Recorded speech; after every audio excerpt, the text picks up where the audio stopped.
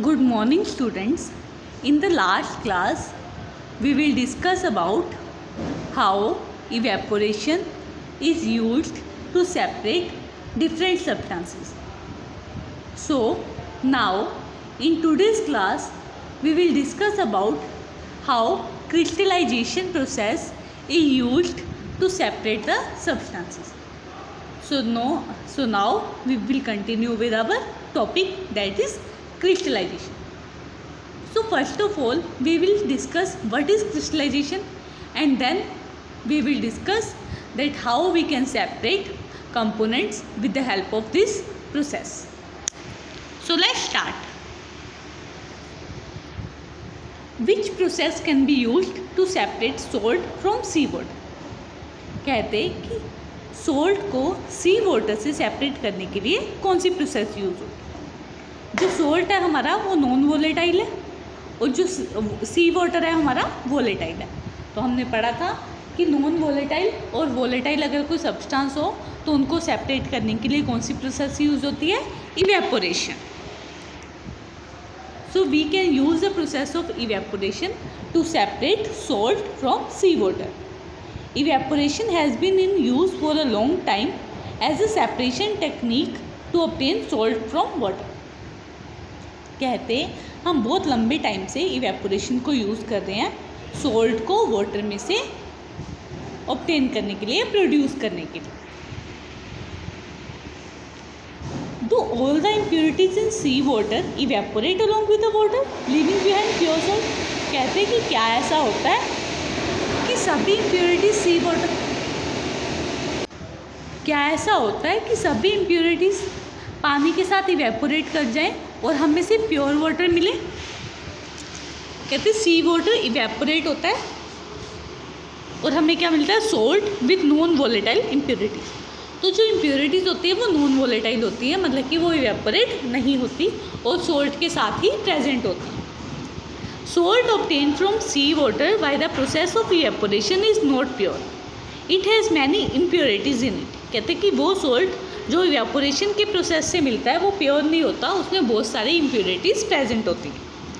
All the impurities in sea water are not volatile and hence do not evaporate. कहते हैं कि सभी जो इम्प्योरिटीज़ होती हैं सी वाटर में वो वोलेटाइल नहीं होती, इसलिए वो इवेपोरेट भी नहीं करती. तो हमारे पास अब इम्प्योर सॉल्ट आ गया. इम्प्योर सॉल्ट की हम क्रिस्टलाइजेशन करते हैं प्योर सॉल्ट बनाने के लिए. ठीक है. We need another process to obtain pure salt from sea water. The process used to obtain pure salt from sea water is crystallisation. ऐसी प्रोसेस जो सी वाटर से हमें प्योर सॉल्ट दे उसको हम क्रिस्टलाइजेशन बोलते हैं. पहले हम इवेपोरेशन से सॉल्ट को सेपरेट करते हैं, उसके बाद जो हमारा प्योर वाटर है, जो इम्प्योर सॉल्ट है, उसकी क्रिस्टलाइजेशन करते हैं ताकि हमें प्योर सॉल्ट मिल सके. तो बच्चों क्रिस्टलाइजेशन के बारे में पढ़ेंगे. Crystallisation is the process in which solid crystals are formed. कहते हैं क्रिस्टलाइजेशन वो प्रोसेस है जिसमें सॉलिड क्रिस्टल्स बनते हैं. जैसे salt crystals. These crystals are an organized arrangement of the particles of a substance. जो सॉल्ट क्रिस्टल्स होते हैं वो एक ऑर्गेनाइज्ड अरेंजमेंट होते हैं. ठीक है. ऑर्गेनाइज मतलब कि एक फिक्स स्ट्रक्चर होता है. किसी भी सब्सटेंस का एक फिक्स स्ट्रक्चर होता है. किसमें? क्रिस्टल्स में. हमारे सॉलिड क्रिस्टल में किसी भी सब्सटेंस का एक फिक्स क्रिस्टल होता है, सॉरी फिक्स अरेंजमेंट होता है, एक फिक्स शेप होती है. Crystallisation. Let us understand the process of crystallization with an example of copper sulfate. कहते हैं कि अब हम क्रिस्टलाइजेशन की प्रोसेस को कॉपर सल्फेट के एग्जाम्पल से समझेंगे. We can obtain pure copper sulfate from an impure salt using crystallization. कहते हैं कि हम प्योर कॉपर सल्फेट बना सकते हैं इम्प्योर सैंपल से क्रिस्टलाइजेशन प्रोसेस का यूज़ करके.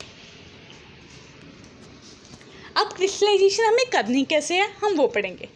An impure sample of copper sulfate is dissolved in a minimum amount of water. कहते हैं कि कॉपर सल्फेट का थोड़ा सा अमाउंट जो इम्प्योर है हम उसको पानी में, थोड़े से पानी में डिज़ोल्व करेंगे. ठीक है. This gives a concentrated solution of impure copper sulphate. तो इससे हमें इम्प्योर कॉपर सल्फेट का कंसनट्रेटेड सोल्यूशन मिल जाएगा। This solution is filter to remove the bigger impurities. ठीक है, इस सोल्यूशन को फिर हम फिल्टर करेंगे ताकि कोई अगर बड़ी इम्प्योरिटी है तो वो फिल्टर आउट हो जाए, वो सेपरेट हो जाए। At this stage the solution contains minute impurities which are not removed by filtration. कहते हैं इस स्टेज पर ऐसा नहीं होगा कि सभी इम्प्योरिटीज खत्म हो गई, लेकिन कुछ इम्प्योरिटीज ऐसी होंगी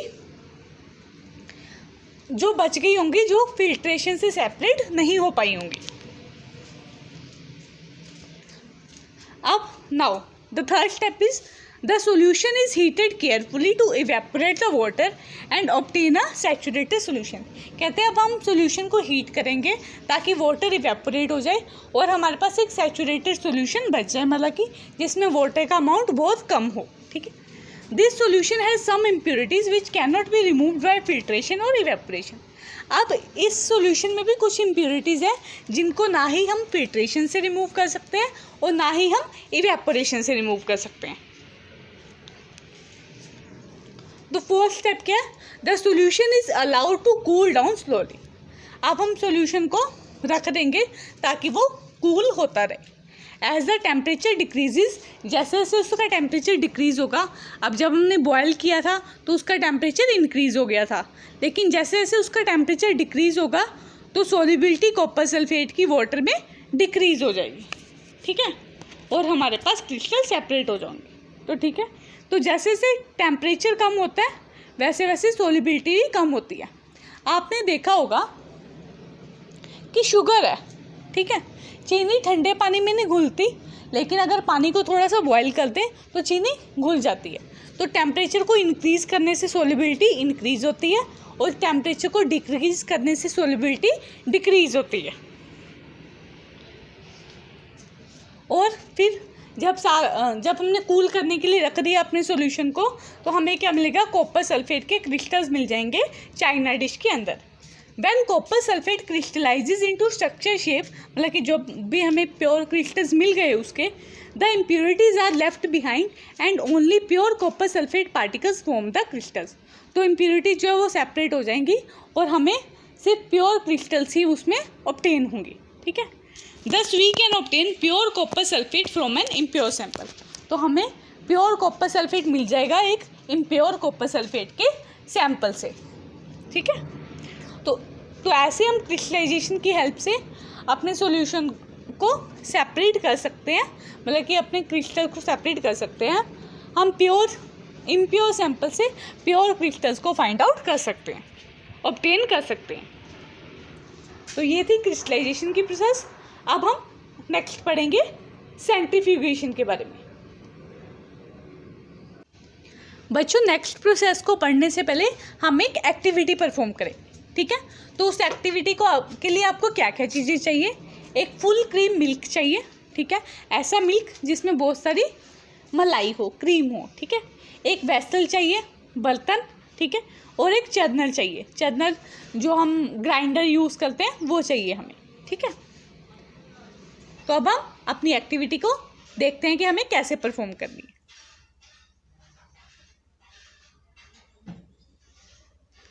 अब हम क्या करेंगे?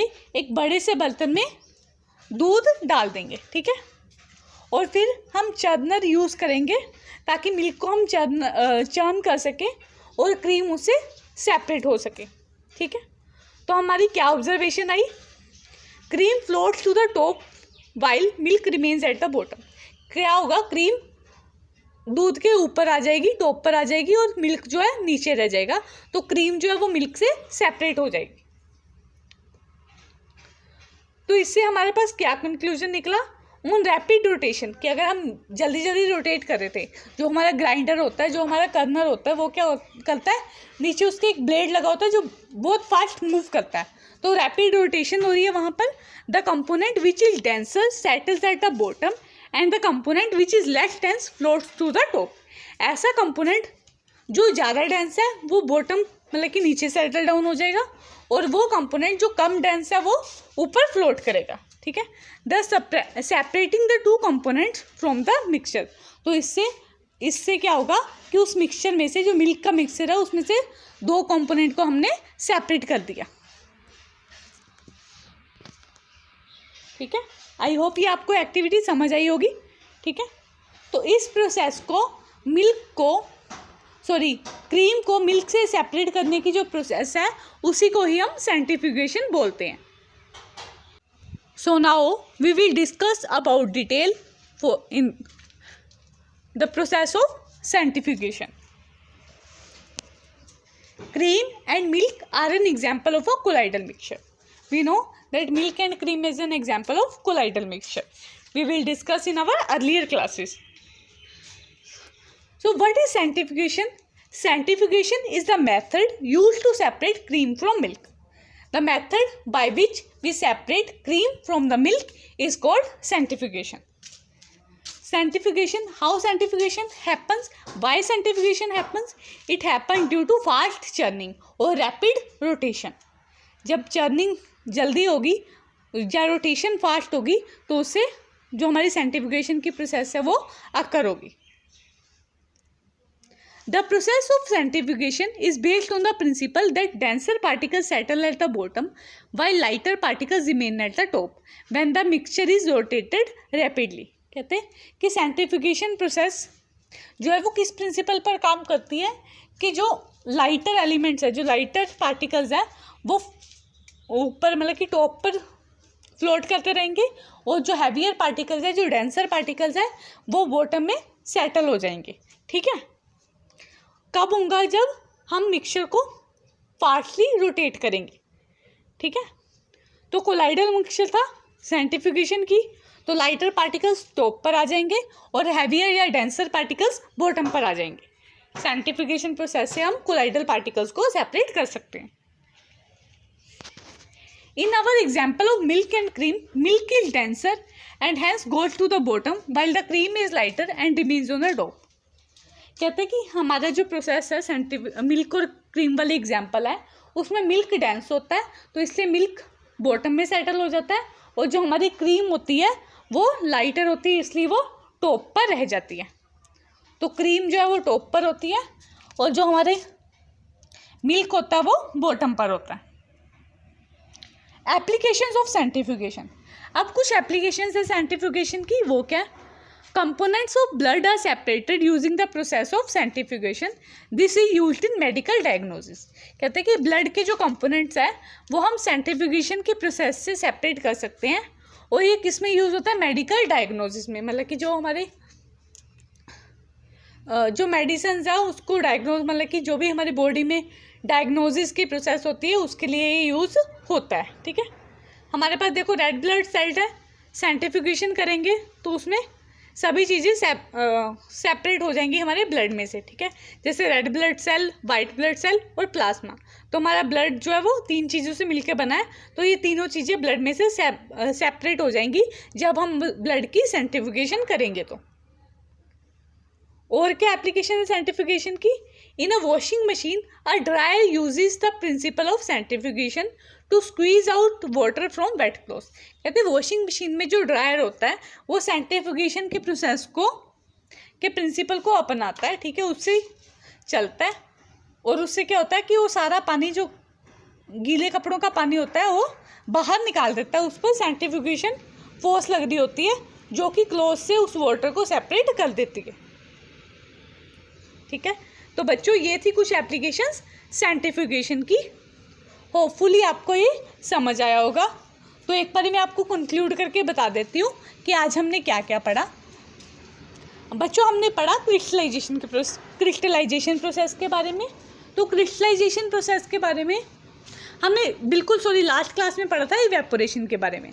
तो इवेपोरेशन में हमने क्या पढ़ा था कि हम नॉन वोलेटाइल सब्सटेंस को वोलेटाइल सब्सटेंस में से सेपरेट कर सकते हैं, और हमने सोल्ट और वाटर की एग्जांपल ली थी कि सोल्ट जो है हमारा नॉन वोलेटाइल होता है और जो वाटर है हमारा वो वोलेटाइल होता है। ठीक है, तो वाटर इवेपोरेट हो जाता है और जो हमारा सोल्यूट है वो सेपरेट हो जाता है, नॉन वोलेटाइल सब्सटेंस जो है हमारा सेपरेट हो जाता है। ठीक है, उसके बाद हमने आज की क्लास में पढ़ा क्रिस्टलाइजेशन के बारे में। ठीक है, अब क्रिस्टलाइजेशन में क्या करते हैं, जैसे हमने सी वाटर में से नमक निकालना है तो वो इवेपोरेशन की प्रोसेस से सेपरेट होगा, लेकिन क्या ज़रूरी है कि जितनी भी इम्प्योरिटीज़ वाटर में प्रेजेंट है वो सारी ही वोलेटाइल हों, वो सारे ही पानी के साथ इवेपोरेट हो जाएं? तो ऐसा नहीं होता। इसलिए हमें क्रिस्टलाइजेशन की प्रोसेस को यूज़ करना पड़ता है, जिसमें हम क्या करते हैं, थोड़े से पानी के अमाउंट में हम थोड़ा सा अपना इम्प्योर सैंपल डिज़ोल्व करते हैं, ठीक है, उसको फिल्टर करते हैं ताकि जो बड़ी इम्प्योरिटीज़ है वो सेपरेट आउट हो जाए। देन फिर हम क्या करते हैं, उसको हीट अप होने के लिए रख देते हैं। तब तक हीट करते हैं जब तक वो सैचुरेटेड सॉल्यूशन ना बन जाए। जब सैचुरेटेड सॉल्यूशन बन गया देन हम उसको कूल करने के लिए रख देते हैं, और जैसे जैसे टेम्परेचर डिक्रीज़ होता है सॉल्युबिलिटी डिक्रीज़ होती है और क्रिस्टल जो है वो सेपरेट हो जाते हैं। तो इससे हमें क्रिस्टलाइजेशन की प्रोसेस से प्योर सोल्ट के क्रिस्टल्स मिल जाते हैं फ्रॉम इम्प्योर सोल्ट। देन हमने नेक्स्ट पढ़ी प्रोसेस ऑफ सेंट्रीफ्यूगेशन। सेंट्रीफ्यूगेशन की एग्जांपल है मिल्क एंड क्रीम। क्रीम को मिल्क से हम सेपरेट कर सकते हैं with the help of centrifugation. इसमें क्या होता है कि अगर हम कोलाइडल मिक्सचर है ये हमारे पास मिल्क, तो अगर हम सेंट्रीफ्यूगेशन की प्रोसेस करते हैं तो जो लाइटर पार्टिकल्स हैं वो टॉप पर चले जाते हैं और जो हैवियर पार्टिकल्स हैं वो बॉटम पर रह जाते हैं। तो इससे दो पार्टिकल्स सेपरेट हो जाते हैं। और इसकी एप्लीकेशन कहाँ कहाँ थी, एक तो जो हमारे वॉशिंग मशीन में ड्रायर यूज़ होता है वहाँ पर थी इसकी एप्लीकेशन सेंट्रीफ्यूगेशन की, और दूसरी एग्जांपल थी हमारे